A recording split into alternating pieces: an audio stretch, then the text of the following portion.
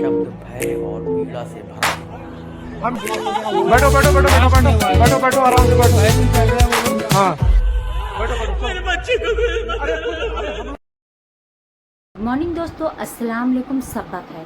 तो दोस्तों, अब काफ़ी दिन हो चुके हैं मैंने वीडियो बनाया भी नहीं, क्योंकि मुझे बहुत ही दुख था जब से न्यूज़ आ रहा है कि पहलगाम पर हमला हुआ है। उसके बाद से मैंने वीडियो बनाना ऑफ कर दिया। मुझे जवाब दीजिए, ये जो आतंकवादी है। और सोशल मीडिया पे मेरी नज़र थी, हर दिन हर रोज़ मैं सोशल मीडिया देखती और ख़ुद में मैं फील करती कि आखिर ऐसा क्यों हुआ। वो लोग निर्दोष थे, वो लोग आखिर उनके साथ ऐसा हुआ क्यों, उनके साथ हमारे सामने देखा मारते उन लोगों को, और हम लोग भी वहीं पे थे। फिर जब आवाज़ें आई तो फिर हम लोग वहाँ से भागे। वो बेचारा एक घोड़े वाला था जो खत्म हुआ है, वो बेचारे ने बहुत मेहनत करी, बहुत बचाया भी लोगों को। कौन जो खत्म हुआ उसको देखा आपने? हाँ देखा उसको भी, हमारे सामने खत्म हुआ वो भी, हम लोग भी वहीं थे। और जो वो घोड़े वाला जो बेचारा जो खत्म हुआ है उसको तो उन्हें एक लड़के की जान बचाने के चक्कर में खुद को गोली मार दी उन लोगों ने। एक कैमरामैन भी थे जो 4 फैमिली को प्रोटेक्ट कर रहे थे, तो उनको गोली लग गई इस वजह से। वो वहीं कश्मीर के लोकल के ही थे, वो हमारे सामने ही हुई। और जैसे अटैक हुआ तो फिर हम भागे चारों, बहुत बचाया उन लोगों ने, लेकिन फिर खतरनाक तरीके से फायरिंग हो रही थी। वहाँ के लोकल लोगों ने, कश्मीरियों ने बहुत मेहनत करी। वहाँ के जो लोकल कश्मीरी थे उन लोगों ने बेचारे ने बहुत बीच बचाव करा, मगर वो कहाँ से उतर के अगर कहाँ कैसा क्या उन लोगों ने गोली चालू करी। जब हम लोग वहाँ पर फायरिंग की आवाज़ आई तो फिर हम लोग भागा। हमने जब देखा तो वो गोली मार रहे थे खड़े होकर। कश्मीरी के जितने भी लोग थे वहाँ जो मौजूद थे, कश्मीर के लोग, उन्होंने भी बहुत मेहनत करी, बीच बचाव करा, सबको बचाने की कोशिश करी। जिन्होंने अटैक किया उन्होंने ऐसा आखिर किया क्यों? तो मुझे इस बात का आंसर मिल चुका है, या ऑनलाइन फिर मैं आप लोगों के पास दोबारा आई हूँ। मुझे ये कहते हुए ज़रा सा भी अफसोस नहीं है कि जो टेररिस्ट है उनका कोई मज़हब नहीं होता, ये तो हर हिंदुस्तानी जानता है। फिर ये ऐसा क्यों लोग एक दूसरों से झगड़ रहे, हिंदू मुस्लिम। आपको गोदी मीडिया अगर आप देख लेंगे ना तो आपका सारा दिन आपका बर्बाद जाएगा। गोदी मीडिया जो जहर उगल रहा है वो हमारे बच्चों के दिल व दिमाग में जहर भर रहा है। एक तो झूठ होता है, एक सफेद झूठ होता है। पहले से ही प्लानिंग होती है चैनलों पे क्या चलना है क्या नहीं चलना है, और इन्होंने पत्रकारिता की मर्यादा को भंग कर दिया है। तो अब जनता को सोचना पड़ेगा और इनको जवाब देना पड़ेगा। मैं मणिदेव चतुर्वेदी पुलवामा पर खुलासा करता हूँ। इस पर पूरे चैनल चलाए, मैंने उसका पूरा समीक्षा किया, जो उसकी रिपोर्ट आई गलत है। मैं पूछता हूँ कि जो पहले चेक पोस्ट स्थापित किए गए थे वो किसकी मर्जी से हटाए गए, उस पर क्यों नहीं जांच बैठाई गई? चेक पोस्ट का काम होता है, जो गाड़ियां आती हैं उसको चेक होता है, तो सारे चेक पोस्ट हटा लिए गए थे। निश्चित रूप से मैं फिर कहता हूं कि जांच का विषय है कि वो जो चेक पोस्टें थे हटा लिए गई थी, किसके आदेश से हटाया गया था, और इस पर सरकार भी इसमें शामिल है। निश्चित रूप से अर्नब गोस्वामी शामिल है। पूरा इस पर अलग से चर्चा कराई जाए, फिर से जांच कराई जाए। चेक पोस्ट क्यों हटाए गए? चेक पोस्ट पूरा खाली कर दिया गया था, जो गाड़ियां आ जा रही थी कोई चेक पोस्ट नहीं था। जो आजकल के नौजवान है ना, आप देख लीजिए, नौजवान लोग एक दूसरों पे हमला कर रहे हैं। कश्मीरी स्टूडेंट लोगों को कॉलेज से नाम पूछ के उन लोगों पर हमला हो रहा है, उन्हें कहा जा रहा है गो बैक टू कश्मीर। सो ये सब काफ़ी गलत चीज़ें हो रही है, जिस पे मैं बात करने आप लोगों के सामने आई हूँ। और कुछ क्लिप और कुछ तस्वीरें आप लोगों के सामने मैं पेश करूंगी। कश्मीर में नाम पूछकर और धर्म देख के मारा गया। यही दुर्भाग्य है कि आज डिबेट ये होनी चाहिए थी कि कश्मीर में आतंकवादी आया कैसे, कश्मीर में यह घटना घटी कैसे। एक मुंबई महाराष्ट्र के हमले हुए थे, क्या सवाल पूछा गया था कि वो आतंकवादी घुसा कैसे, किसका इंटेलिजेंस फेलियर था, है ना। आज हम आतंकवादी घुसने के बाद क्या खेल रहे हैं कि उसने धर्म कौन सा पूछा था, उसने जाति नहीं पूछी थी, धर्म पूछा था। मैं मानता हूं कि उसने धर्म पूछा था, तो अगर उसने धर्म पूछा था, उस एक व्यक्ति की वजह से क्या इस देश के संपूर्ण मुसलमानों को कटघरे में खड़ा किया जाएगा? और अगर उसने धर्म पूछा था तो मैं पूछता हूं, जिस रेस्टोरेंट में वो लोग बैठे थे क्या उसने भी धर्म पूछा था? भाई पहलगांव के जिन होटलों में वो टूरिस्ट रुके थे क्या उन्होंने भी धर्म पूछा था? जिनकी गाड़ियों से वो विजिट कर रहे थे क्या उन्होंने भी धर्म पूछा था? जिन लोगों ने हमले के बाद मदद की उन लोगों ने भी धर्म पूछा था? जिन कश्मीरियों ने मदद की, प्रोटेस्ट किया, क्या वो लोग धर्म देख के प्रोटेस्ट कर रहे हैं? जब तमाम कश्मीर के लोग धर्म देख के कुछ नहीं कर रहे तो तुम धर्म क्यों ढूंढते फिर रहे हो? धर्म आतंकवाद ढूंढता है, धर्म आतंकवाद की विचारधारा ढूंढती है। अभी दिल्ली में भी कोई व्यक्ति जगह जगह दुकानों पर जाके विधायक है दिल्ली का, वो नाम ढूंढ रहा था, वो नाम नहीं ढूंढ रहा था, वो भी धर्म ढूंढ रहा था। भाई हरियाणा में नासिर और जुनैद की हत्या करके जिंदा गाड़ी में जला दिया गया, नाम पूछ के जलाया गया, वो नाम पूछ के नहीं जलाया गया, धर्म देखकर जलाया गया। पहलू खान को मारा गया, क्या देखकर मारा गया? धर्म देखकर मारा गया। और अभी जम्मू कश्मीर में जितने लोगों को मारा गया, धर्म देखकर ही मारा गया। धर्म का आतंकवाद चरम पर है और इसकी जड़ें दूसरे मुल्कों में थी, हमारे देश में भी पसर रही है। जब मैंने 22 तारीख को ये वीडियो देखा तो मेरे मतलब हाथ पैर सब कांप गए कि ये कैसा मंजर है कि एक लेडी वो चिल्ला रही है मेरे पति को, मेरे हस्बैंड को बचाओ। ये क्लिप जब आप देखेंगे तो आप कोई भी देखेगा तो उसके खुद मन में गुस्सा बनाएंगे कि क्या कर रहे हैं ये लोग कौन से मज़हब से बिलोंग रखते हैं। कहाँ पे आपका बेटा, कहाँ पे है? कोई बात नहीं, हम इनके साथ हैं। ये प्रेसिडेंट है ना वहीद साहब, ये यूनियन का प्रेसिडेंट है, ये साथ में, आपको कोई टेंशन नहीं। मैडम आप कोई टेंशन मतलब, हम साथ में। अरे मैडम ये प्रेसिडेंट साथ आया है, आपको किसी चीज का डरने का नहीं, हम साथ में। आपको किसी को क्या हुआ है? आपने क्या देखा है यहाँ पे?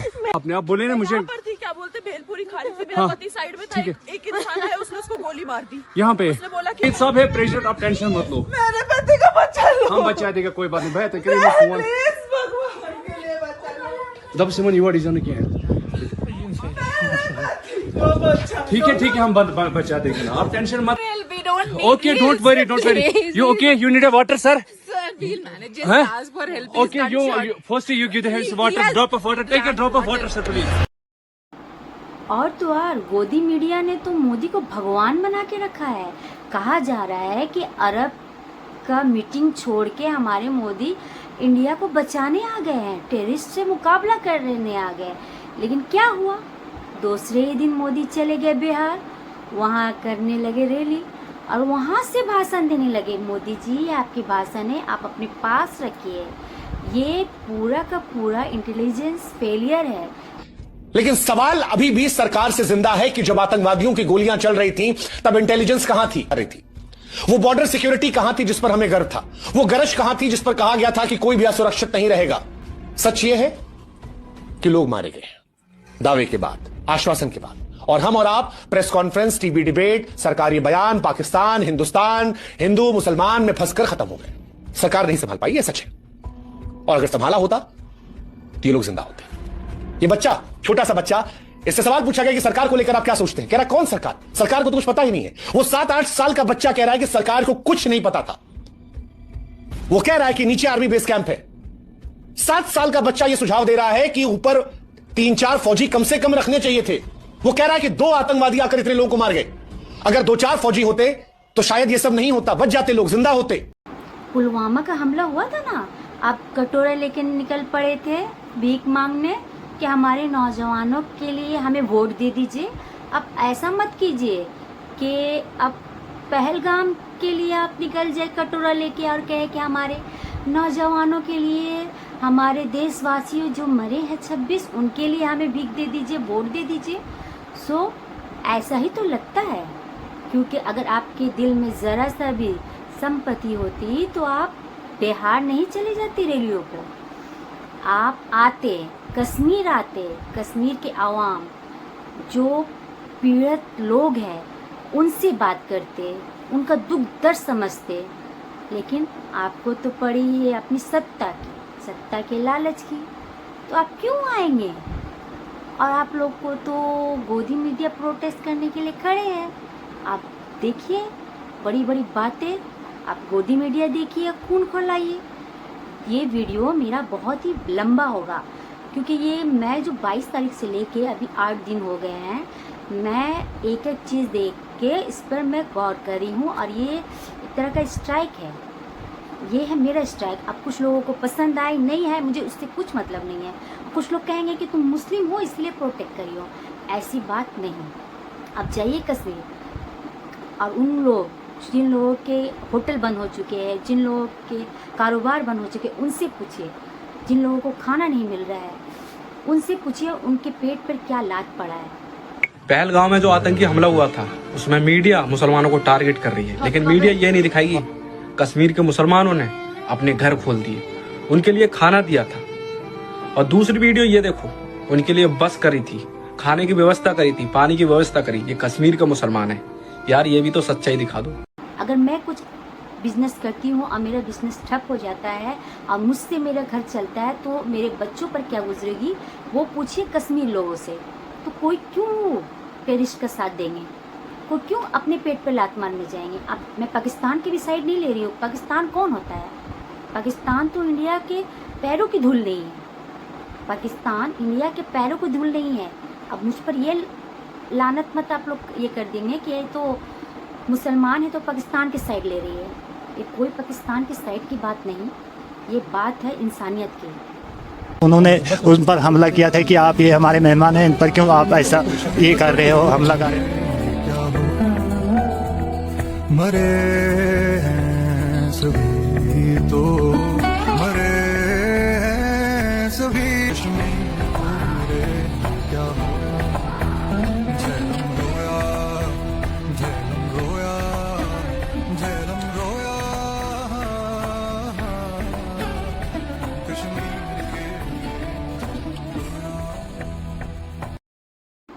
और मुझे बहुत ही दुख है उन लोगों के लिए, उन 26 लोगों के लिए जिन लोगों पर अटैक हुआ है। लेकिन मोदी जी, उनसे मेरा सवाल ये है कि आखिर जब जनवरी में वहाँ पर 2 बटालियन फोर्स थे वो पहलगाम में, तो उन्हें फिर क्यों हटाया गया वहाँ से? और उस वक्त क्यों नहीं फौज, कोई भी फौज क्यों तैनात नहीं थे? पहलगाम का उस पॉइंट पर एक भी फोर्स नहीं था।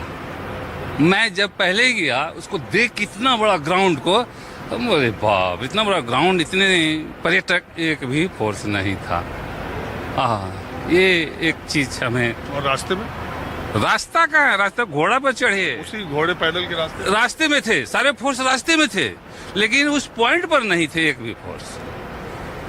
पहलगाम का जिस पॉइंट पर लोग सैलानी चढ़ते हैं वहां पर नहीं था। तो हमें पहले ही दे भटक गया था।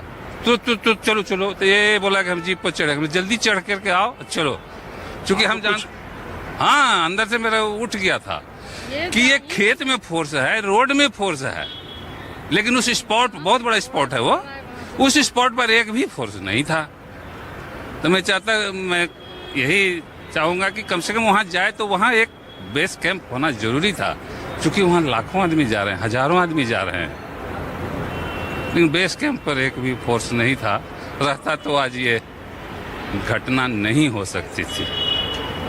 मुझे किसी से कोई गिला शिकवा नहीं है, लेकिन जब ये हमला होता है तो सारे हिंदुस्तान में गोदी मीडिया ये खबर देती है कि मुसलमानों ने हिंदुओं को मारा, मुसलमानों ने जात पूछ के हिंदुओं को मारा।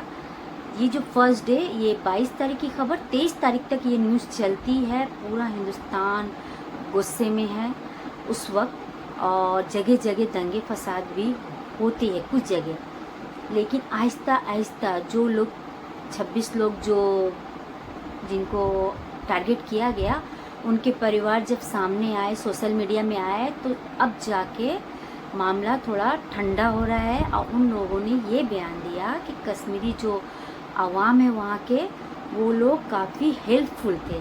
आप ये सब वीडियो देखिए और आप लोग खुद अंदाजा लगाइए। कश्मीर के पहलगाम की घटना के बाद एक बात आपने नोटिस करी कि जितने भी पर्यटक वहाँ पर उस घटना को देख करके अपनी आंखों के सामने सह करके आ रहे हैं, उनमें से किसी एक ने भी हेट स्पीच नहीं दी, किसी ने भी कोई उल्टी बात नहीं करी, किसी ने भी किसी धर्म विशेष के बारे में कुछ भी गलत नहीं बोला। लेकिन सबसे ज्यादा हल्ला कौन मचा रहा है? जो वहां पर थे ही नहीं, जो वहां पर कभी गए ही नहीं। इस बीच आप भी लगातार बहुत सारी रील्स देख रहे होंगे, बहुत सारी कवरेज देख रहे होंगे, बहुत सारे आर्टिकल पढ़ लिए होंगे, लेकिन एक बात जो मेरे मन में कल रात को आई है कि जिम्मेदारी वहां पर जब इतना बड़ी घटना हो गई थी तो वहां से जितने भी पर्यटक थे उनको सुरक्षित निकालने की जिम्मेदारी थी किसकी? भारत सरकार की। और वो किस तरीके से निकाल सकते थे? या तो रेल का रास्ता था या फिर उनके पास एयर का रास्ता था, यानी कि फ्लाइट्स। तो फ्लाइट्स जो यहाँ पर कश्मीर पहुंचाने और आने जाने की 5 से 10 हजार रुपए चार्ज करती है, उन फ्लाइट्स की टिकट आपको पता है उस दौरान 2 दिनों तक 65,000 रुपए तक पहुंची थी, 65,000 रुपए। तो ये किस तरह का टेररिज्म था? हो सकता है कि भारतीय एयरलाइंस के ऊपर अब तो कंट्रोल नहीं है, प्राइवेटाइजेशन है, हो सकता है अमेरिका की सरकार का प्रभाव चलता हो भारत की एयरलाइंस पर, बात समझ में आती है। भारतीय रेल तो अभी भारत के हाथ में ही है, अभी वो बिकी नहीं है। तो भारतीय रेल में जो प्रीमियम तत्काल नाम का जो भूत उन्होंने उतारा है, उस प्रीमियम तत्काल के बहाने 6 गुना प्राइसिंग बढ़ाई गई कि कैसे भी करके तुम या तो वहीं पर आतंकवादियों के हाथ मारे जाओ, या फिर निकल करके आ रहे हो तो अच्छा खासा दाम खर्च करो। अब आतंकवाद का धर्म साबित करने में लगे नफरती चिंटू चैनल क्या इस आतंकवाद को आतंकवाद कहेंगे? नहीं कहेंगे। उनके सपोर्टर जो उनकी व्यूवरशिप बढ़ाए जा रहे हैं गधे। और यहाँ पर साफ जाहिर होता है कि एक आतंकवादी यानी कि एक टेररिस्ट का कोई मजहब नहीं होता है। आप मेरे पीछे देख सकते हैं कि यहाँ पर आदिल अहमद का जनाजा पहुँच गया। ये आदिल अहमद क्या करते थे? अपनी रोजी रोटी कमाते थे उसी बाईसरन के मैदान में। यानी कि इन्होंने कहा टेररिस्ट को कि आप गलत कर रहे हो, यहाँ पर ये सब मत करो, ये टूरिस्ट हमारे मेहमान है। बट इनकी ना सुन के इनके ऊपर भी गोली का वार करके आप देख सकते हैं कि यहाँ पर किस तरीके का माहौल बन चुका है। आप देख सकते हैं कि किस तरीके से यहाँ पर एक एक कश्मीरी रो रहा है, क्योंकि उन टेररिस्ट्स ने इंसानियत का कत्ल यहाँ पर साफ किया। और यही दर्शाता है कि एक टेररिस्ट का कोई मजहब नहीं होता। मेरे कहने पर मत जाइए, आप लोग खुद अंदाज़ा लगाइए कि हमारे हिंदुस्तान में अगर इस तरह से हम रहें तो कितना भाईचारगी होगा। और जो आतंकवाद थे वो तो यही चाहते हैं कि हम लोग आपस में लड़े, आपस में लड़के हम लोग डिवाइड हो जाए और वो लोग बहुत ही खुश हो। जैसे अंग्रेज़ों ने कहा किया डिवाइड एंड रूल पॉलिसी, तो पाकिस्तान भी यही चाहता है, डिवाइड कर दिए हम लोगों को और बहुत ही खुश हो। वो तो रूल कर नहीं सकेंगे, वो तो छोटा सा एक देश है। तो वो लोग खुश हो रहे हैं, वो लोग मज़े मार रहे हैं, बिरयानियाँ खा रहे हैं कि हम लोग आपस में झगड़े कर रहे हैं। और मैं पूर्वा सतापक जो हमारी बहन है पूर्वा सतापक, उन्हें बहुत ही धन्यवाद देना चाहती हूँ कि वो सोशल मीडिया में आई। हमारे जो क्या ना उनके चचेरे भाई है, दोनों कज़न हैं, सो उनको मैं बधाई देना चाहती हूँ कि उन्होंने सोशल मीडिया में आके नज़ाकत अली के लिए बहुत ही अच्छी अच्छी बातें कही है। और यहाँ पर पूर्वा जो हमारी बहन है उन्होंने यहाँ भाईचारगी का पैगाम पहुँचाया हमारे हिंदुस्तानियों के सामने कि किस तरह से नज़ाकत अली ने उन्हें बचाया आतंकवादियों के हाथों से। सो बहुत ही धन्यवाद। ये होती है भाईचारगी, ये होता है हिंदू मुसलमान नहीं करना। कि उन्होंने एक बार बहुत ही बड़ा सा सोशल मीडिया में पोस्ट किया और नज़ाकत अली को बधाई दी कि किस तरीक़ा से नज़ाकत अली ने उनकी जान बचाई और उनके परिवार को सेव किया। सो बहुत ही धन्यवाद आपका। पाकिस्तान की धरती से आए थे। अरे भाई, पाकिस्तान की धरती से आए थे, इतनी जल्दी कैसे पता चल गया आपको? हमारे घर में कोई घटना होती है तो हम सबसे पहले किसको पकड़ेंगे? सबसे पहले तो चौकीदार को पकड़ेंगे ना, कि तुम कहाँ थे, क्यों ये घटना हो गई तुम्हारे रहते हुए, किस लिए तुमको रखा था। लेकिन यहां नहीं ऐसा हो रहा है। यहां जो है कहते तो हैं कि हम चौकीदार हैं, लेकिन चौकीदारी अगर की गई होती, हाँ चौकीदार अगर अपने काम में पक्का होता है तो उसके ऊपर आक्रमण करके उसको कोई मार दे, लेकिन फिर कहा जाता है कि इस चौकीदार ने अपना निभाया। यहां तो कुछ पता ही नहीं है, कोई लड़ा ही नहीं उनसे, किसी ने उनको रोकने की कोशिश ही कहीं नहीं की। वो आए, घटना की, आराम से चले गए, कहीं पर उनको कोई बाधा नहीं है। कहाँ है चौकीदार? और चौकीदार के बारे में चर्चा ही नहीं हो रही है। अब कह रहे हैं हम उनको सबक सिखा देंगे, हम ये कर देंगे, हम वो कर देंगे। पाकिस्तान की धरती से आए थे। अरे भाई, पाकिस्तान की धरती से आए थे, इतनी जल्दी कैसे पता चल गया आपको? और अगर इतनी जल्दी आपको पता चल जाता है तो घटना के पहले क्यों नहीं पता चल गया? और दूसरी बात यह है कि अगर पाकिस्तान से आए तो पाकिस्तान के खिलाफ अच्छी तगड़ी कार्रवाई करिए। आप कह रहे हैं कि हम सिंधु नदी का जल रोक देंगे।